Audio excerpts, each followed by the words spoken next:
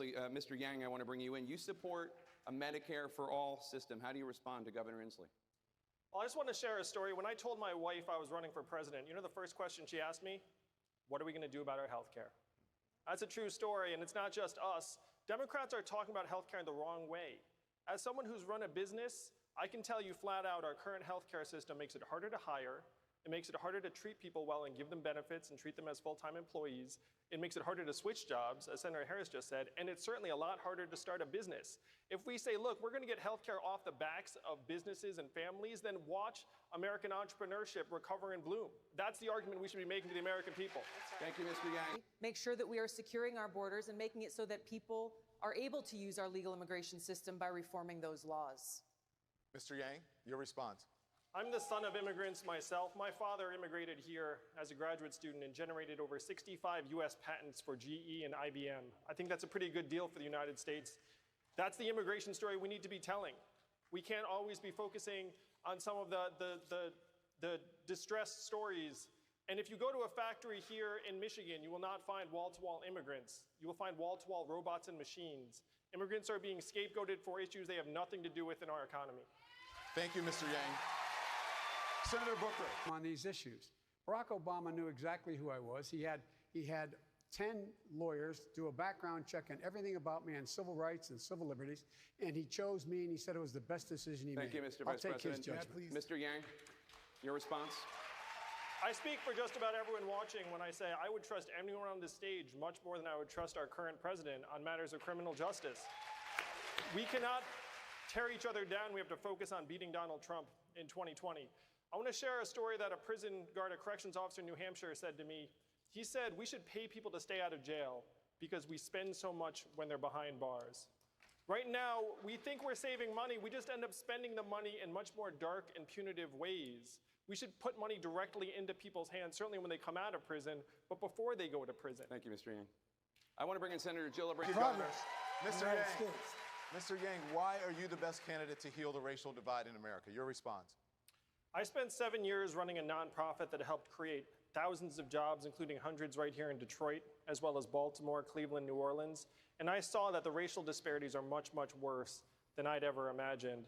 They're even worse still. A study just came out that projected the average African-American median net worth will be 0 by 2053. So you have to ask yourself, how is that possible?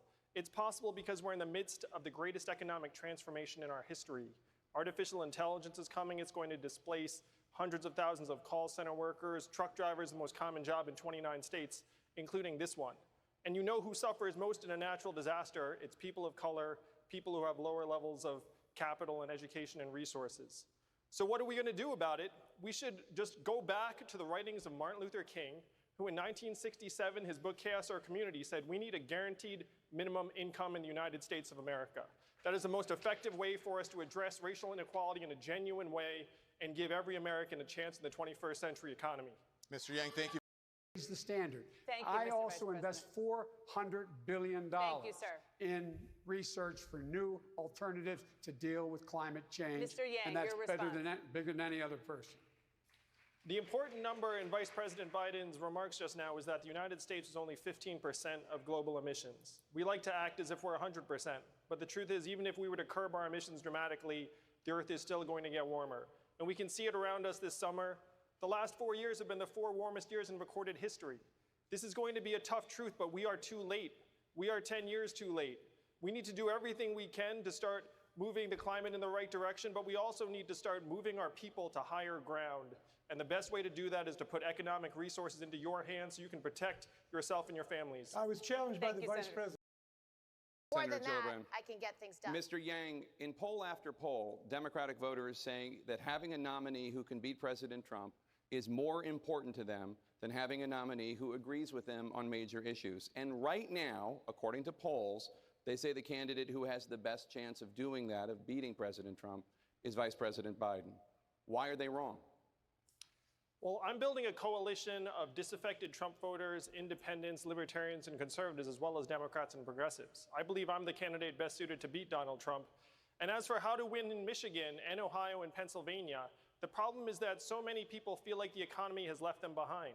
What we have to do is we have to say, look, there's record high GDP and stock market prices. You know what else are at record highs? Suicides, drug overdoses, depression, anxiety. It's gotten so bad that American life expectancy has declined for the last 3 years. And I like to talk about my wife who's at home with our 2 boys right now, one of whom is autistic. What does her work count at in today's economy? 0, and we know that's the opposite of the truth. We know that her work is among the most challenging and vital. The way we win this election is we redefine economic progress to include all the things that matter to the people in Michigan and all of us, like our own health, our well-being, our mental health, our clean air and clean water, how our kids are doing. If we change the measurements for the 21st century economy to revolve around our own well-being, then we will win this election. Your time is up, sir. Mr. Yang. Mr. Yang, women on average earn 80 cents, about 80 cents for every dollar earned by men. Senator Harris wants to fine companies that don't close their gender pay gaps. As an entrepreneur, do you think a stiff fine will change how companies pay their female employees? I have seen firsthand the inequities in the business world where women are concerned, particularly in startups and entrepreneurship. We have to do more at every step. And if you're a woman entrepreneur, the obstacles start not just at home, but then when you seek a mentor or an investor, often they don't look like you, and they might not think your idea is the right one. In order to give women a leg up, what we have to do is we have to think about women in every situation, including the ones who are in exploitative and abusive jobs and relationships around the country. I'm talking about the waitress who's getting harassed by her boss at the diner, who might have a business idea, but right now is stuck where she is. What we have to do is we have to give women the economic freedom to be able to improve their own situations and start businesses. And the best way to do this is by putting a dividend of $1,000 a month into their hands. It would be a game changer for women around the country because we know that women do more of the unrecognized and uncompensated work in our society. It will not change unless we change it. And I say that's just what we do. Senator Harris, your response. I think that's support of my proposal, which is this. Since 1963. Thank you, Congresswoman. Mr. Yang, Iran has now breached the terms of the 2015 nuclear deal after President Trump withdrew the U.S. from the deal. And that puts Iran closer to building a nuclear weapon, the ability to do so at the very least. You've said if Iran violates the agreement, the U.S. would need to respond, quote, very strongly. So how would a President Yang respond right now? I would move to de-escalate tensions in Iran because they're responding to the fact that we pulled out of this agreement. And it wasn't just us in Iran. There were many other world powers that were part of that multilateral agreement. We'd have to try and re-enter that agreement, renegotiate the timelines because the timelines now don't make as much sense. But I've signed a pledge to end the forever wars. Right now, our strength abroad reflects our strength at home. What's happened, really? We've fallen apart at home, so we elected Donald Trump. And now we have this erratic and unpredictable relationship with even our long-standing partners and allies. What we have to do is we have to start investing those resources to solve the problems right here at home. We've spent trillions of dollars and lost thousands of American lives in conflicts that had unclear benefits. We've been in a constant state of war for 18 years. This is not what the American people want. I would bring the troops home, I would de-escalate tensions with Iran, and I would start investing our resources in our own communities. It is time now for closing statements. You will each receive 1 minute. Mayor de Blasio, let's begin with you. Thank you. Mr. Yang.